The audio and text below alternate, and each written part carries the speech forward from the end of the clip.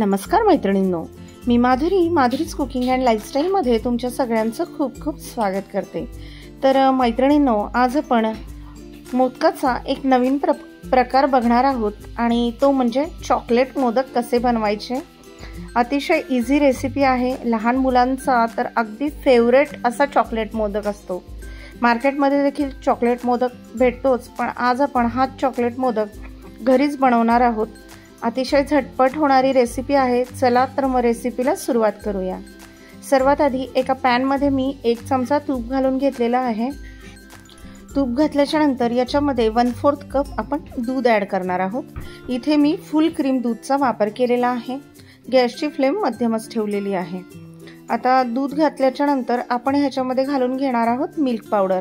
Milk powder मी अर्धा cup घेतलेला आहे आणि हे सगळं मेजरमेंट मी एकाच कपाने घेतलेलं आहे, पण मी वाटीमध्ये काढून घेतलेला आहे, कारण कपाने मेजरमेंट करताना ॲट अ टाइम आपण सगळं कपामध्ये टाकून नाही दाखवू शकत।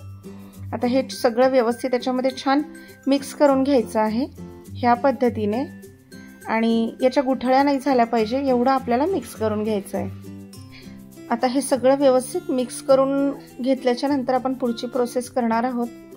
मी तुम्हाला ज्या प्रमाणामध्ये साहित्य सांगितलेलं आहे त्याच प्रमाणामध्ये तुम्ही हे साहित्य वापरा, म्हणजे हे चॉकलेटचे मोदक अजिबात बिघडणार नाही। तर ह्या पद्धतीने चमच्याच्या साहाय्याने ह्याच्या मिल्क पावडरच्या सगळ्या गुठळ्या मोडून घ्यायच्या आहेत। तुम्ही बघू शकता मिल्क पावडर बऱ्यापैकी दुधामध्ये मिक्स झालेला आहे आणि याला दाटसरपणा यायला थोडासा वेळ लागतो। गॅसची फ्लेम थोडीशी मोठी करायची, म्हणजे दाटसरपणा लवकर येतो। आता ह्याच्यामध्ये मी 2 टेबलस्पून कोको पावडर घालून घेतलेला आहे। आपल्या घरामध्ये आपण चॉकलेटसाठी किंवा केकसाठी जे कोको पावडर वापरतो तेच ह्याच्यामध्ये ॲड करायचं आहे। तर कोको पावडर टाकल्याच्या नंतर व्यवस्थित सगळं एकत्र मिक्स करून घ्यायचं आहे। कोको पावडरच्या देखील गुठळ्या होतात, पण चमच्याच्या साहाय्याने सगळ्या गुठळ्या आपण फोडून घेणार आहोत।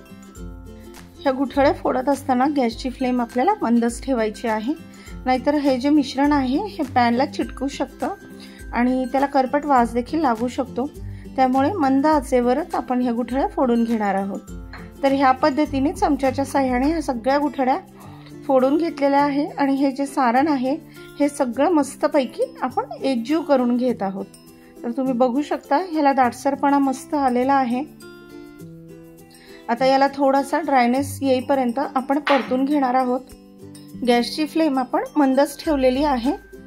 तर ह्या पद्धतीने याला सारखं असं हलवत राहायचं आहे, म्हणजे याला ड्रायनेस येतो। ह्याच्यातलं मॉइश्चर देखील निघून जातो आणि याला ड्रायनेस देखील येतो। आपण ह्याच्यामध्ये दूध ॲड केल्यामुळे हे मिश्रण असं ओलसर दिसतंय, पण काळजी करायची काही गरज नाही, कारण हे नंतर आपोआप ड्राय होतं। थंड झाल्यानंतर बऱ्यापैकी याला ड्रायनेस येतो। तर तुम्ही बघू शकता कलर देखील अतिशय सुंदर आलेला आहे आणि हे चॉकलेटचे मोदक खायला देखील मस्त एकदम टेस्टी लागतात। आता हे मिश्रण तयार झालेलं आहे। आता एका प्लेटमध्ये आपण याला काढून घेतलेलं आहे आणि ह्या चमच्याच्या साहाय्यानेच याला असं पसरवून घ्यायचं आहे।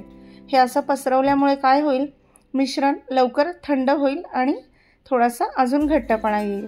आता हे बऱ्यापैकी थंड झालेलं आहे। तर आता थंड झाल्याच्या नंतर याच्यामध्ये आपण 1/4 कप पिठी साखर घालून घेतलेली आहे।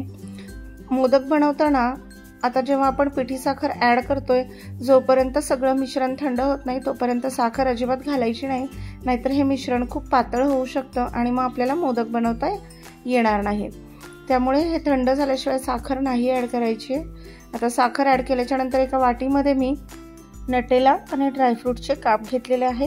हे आपण स्टफिंगसाठी वापरणार आहोत। स्टफिंग नसेल करायचं, नाही केलं तरी देखील चालेल। विदाऊट स्टफिंग देखील हे मोदक खायला खूप छान लागतात। आता मोल्ड घेतलाय, मोल्डला तूप लावून घेतलेलं आहे। आता हे जे मिश्रण आहे हे आपण ह्याच्यामध्ये भरून घेतोय आणि त्यानंतर हे स्टफिंग जे आहे, नटेला लावलेलं जे ड्रायफ्रूट्स आहेत ते आता आपण स्टफिंग म्हणून ह्याच्यामध्ये घालून घेणार आहोत ह्या पद्धतीने। तर मैत्रिणींनो, गणपती बाप्पाला हे चॉकलेटचे मोदक नक्की बनवा। येत्या 10 दिवसामध्ये लहान मुलांना तर खूप आवडतात। तर मैत्रिणींनो, तुम्ही देखील रेसिपी नक्की ट्राय करा आणि कमेंट करून सांगायला विसरू नका रेसिपी तुम्हाला आवडली आहे की नाही ते। अतिशय झटपट होणारी रेसिपी आहे। आता मोल्ड असा बंद करून घ्यायचा आहे आणि हे स्टफिंग आणि हे मिश्रण व्यवस्थित प्रेस करून घ्यायचं आहे, म्हणजे मोदक काढायला त्रास होत नाही आणि मोदक देखील खूप सुरेख होतो। तर आता आपण ही प्रोसेस करून घेतली। आता मोल्ड उघडायचा आणि मोदक काढून घ्यायचा आहे।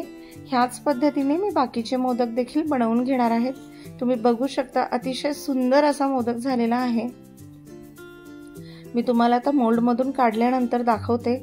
खूप मस्त मोदक झालाय, त्याला शेप देखील खूप छान आलाय आणि दिसायला देखील खूप मस्त दिसतोय।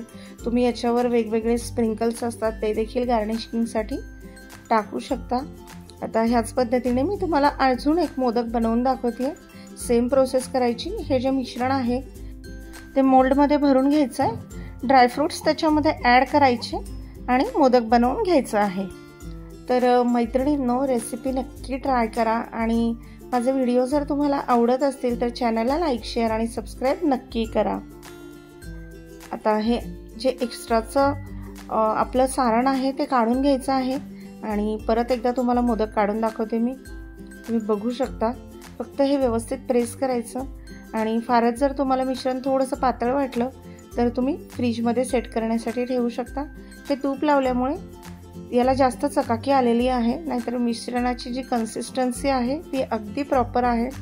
फक्त मी सांगितलेल्या प्रमाणामध्ये तुम्ही हे मोदक बनवा। ह्यासाठी लागणारे साहित्य मी लिंकमध्ये देतच आहे।